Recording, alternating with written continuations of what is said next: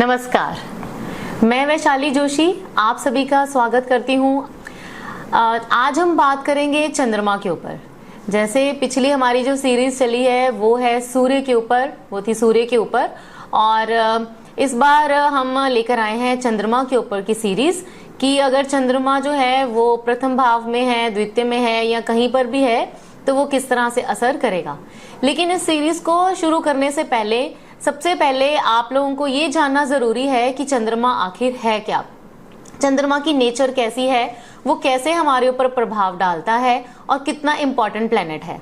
तो आज की वीडियो है कि चंद्रमा हमारे ऊपर किस तरह से प्रभाव डालता है और क्या है ये चंद्रमा। तो सबसे पहले चंद्रमा जो है ये मन के कारक प्लेनेट हैं, मदर के कारक प्लेनेट हैं और इसके साथ साथ लिक्विड मनी के भी कारक हैं। तो अगर मन का कारक है, मदर का कारक है, लिक्विड मनी का कारक प्लेनेट है तो ये बहुत बहुत इंपॉर्टेंट प्लेनेट है। जहां तक मुझे लगता है ये सबसे ज्यादा इंपॉर्टेंट प्लेनेट है। चंद्रमा जो है ये मन का कारक होने के कारण मन के ऊपर बहुत ज्यादा असर डालता है। अब आप देखिए कि अगर आपके पास बहुत सारी चीजें हैं, हजारों चीजें हैं, तरह तरह की चीजें हैं जिनसे आप एंजॉय कर सकते हो, लेकिन अगर आपका मन ही ठीक नहीं है तो आपको सारी की सारी जो चीजें हैं ये बेकार लगेंगी, ये बिल्कुल भी अच्छी नहीं लगेंगी। लेकिन अगर आपका मन अच्छा है तो आपको थोड़ा सा ही अगर कुछ मिल जाए तो आप उसी में ही एंजॉय कर लेंगे। तो मन जो है वो इतना इंपॉर्टेंट प्लेनेट है।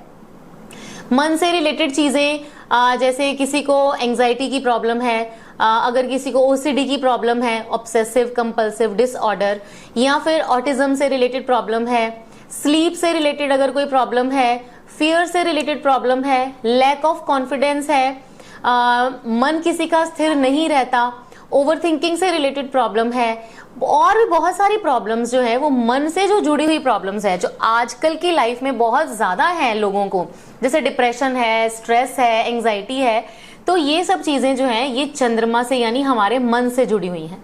इसलिए चंद्रमा प्लैनेट बहुत ज्यादा इंपॉर्टेंट प्लैनेट है। इसके अलावा जो है चंद्रमा के बारे में अगर हम वैसे देखें कि ये मन को स्थिर क्यों नहीं रख पाता, चंद्रमा मन का कारक है लेकिन मन स्थिर नहीं रहता, इसका रीजन ये है कि चंद्रमा की अपनी पोजीशन जो है वो भी स्थिर नहीं रहती, वो घटती और बढ़ती रहती है। जैसे अमावस तक का चंद्रमा जो है वो कम होता है, पूर्णमासी यानी पूर्णिमा तक जब चंद्रमा ने जाना है तो धीरे धीरे ये बढ़ता रहता है। हर रोज चंद्रमा की पोजीशन जब आप आकाश में देखेंगे तो वो आपको एक जैसी नहीं लगेगी। इसीलिए चंद्रमा जो अगर मन को कंट्रोल करने वाला जो प्लैनेट है इसका भी नेचर इसी तरह से है कि मन को ये स्थिर नहीं रख पाता। चंद्रमा क्योंकि फास्टेस्ट प्लैनेट है, बहुत तेज ये चलता है, सबसे ज्यादा तेज इसकी गति है, 2.25 दिन या 2.5 दिन में ये एक राशि को पूरा कर लेता है। तो चंद्रमा की चेष्टा या उसकी इच्छा ये रहती है कि वो फटाफट से अगली राशि में चला जाए। इसी वजह से माइंड की जो स्थिरता है, जो मन का ये कारक प्लैनेट है, ये जल्दी स्थिर नहीं होने देता जब तक कि इसको किसी पॉजिटिव ग्रहों का एस्पेक्ट ना मिला हो। अगर बाई चांस किसी का चंद्रमा खराब है, जैसे ये 6वें घर में है या 8वें घर में है और नीच राशि का है या 12वें घर में है, शनि से दृष्ट है, अमावस का चंद्रमा है, तो ये बहुत सारी प्रॉब्लम्स जो है वो क्रिएट करता है। इसीलिए चंद्रमा को बहुत ज्यादा इंपॉर्टेंट प्लेनेट माना गया।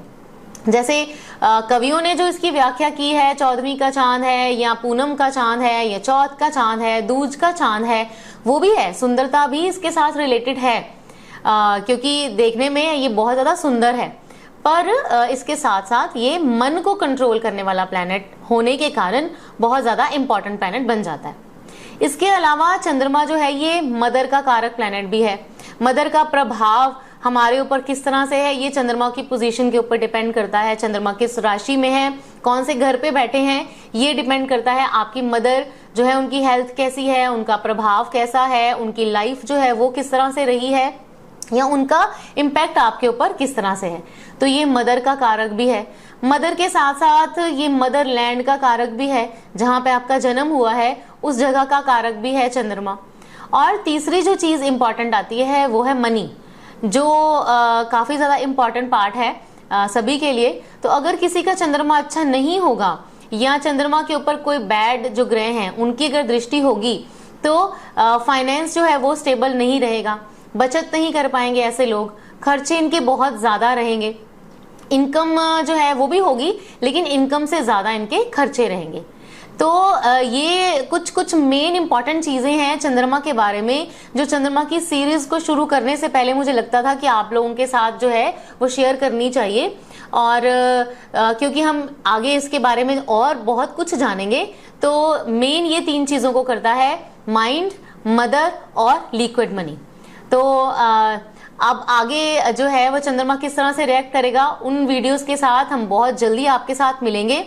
और तब तक आप हमारे साथ बने रहिए। धन्यवाद।